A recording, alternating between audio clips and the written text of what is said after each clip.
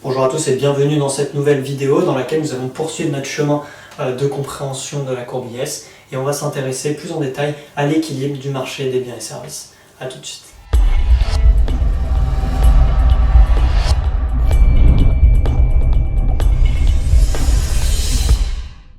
Alors dans la précédente vidéo, on avait vu que l'équilibre derrière la courbe IS était induit par la relation dépenses prévues égale dépenses effectives.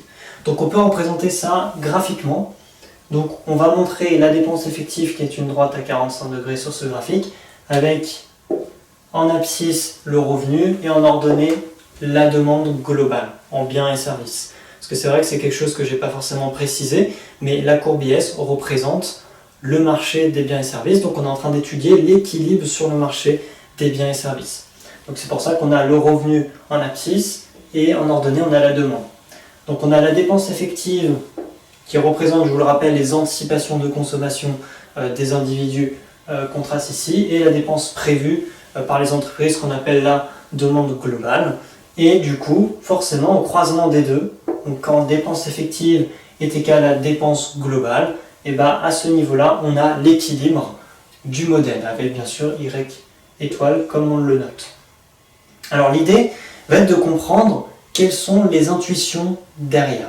Parce que si on a un équilibre, ça veut dire que dès lors qu'on va s'éloigner de l'équilibre vers le haut ou vers le bas, et ben, des forces économiques vont nous ramener vers cet équilibre.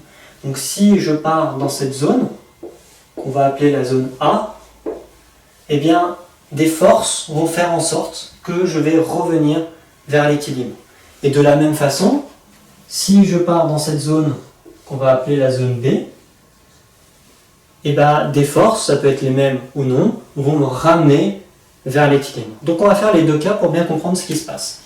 Si on est dans le cas A, donc par exemple, on est à ce niveau-là, donc on va mettre des points ici, et on a du coup un revenu plus important, on a une demande qu'on va noter Z1, et on a du coup une offre qu'on va noter Y1.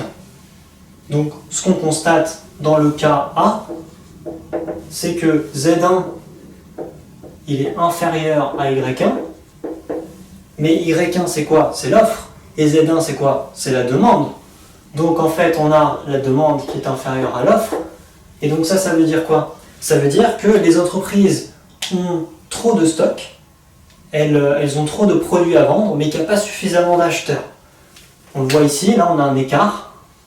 Cet écart montre que les entreprises peuvent produire ça, mais les individus absorbent ça. Donc il y a un surplus. S'il y a un surplus, c'est qu'il y a des invendus. Donc les entreprises, ce qu'elles vont faire, c'est qu'elles vont réduire leur production. Pour réduire la production, elles vont relâcher des salariés, elles vont licencier des salariés pour ajuster leur production. Et pour petit à petit, on va se décaler ici, réduire la production jusqu'à l'équilibre. Donc en fait, on se déplace jusqu'à l'équilibre.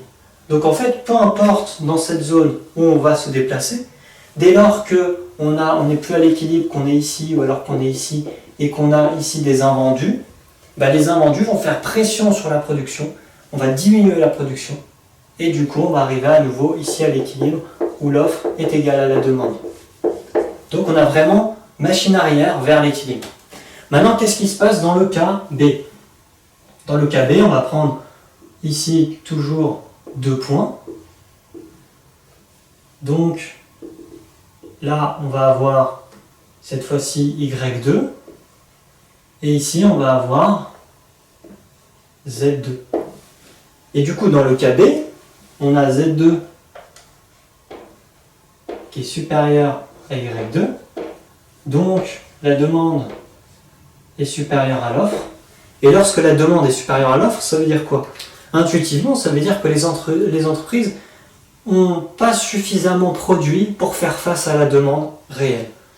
Et donc, quand on est dans ce cas-là, les entreprises vont recruter en masse pour augmenter leur production. Et en augmentant la production, elles vont venir satisfaire le surplus de demande de biens et services. Et donc, en fait, le surplus il est ici.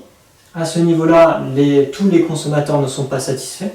Mais petit à petit, on va se décaler, on va avoir une augmentation ici de production.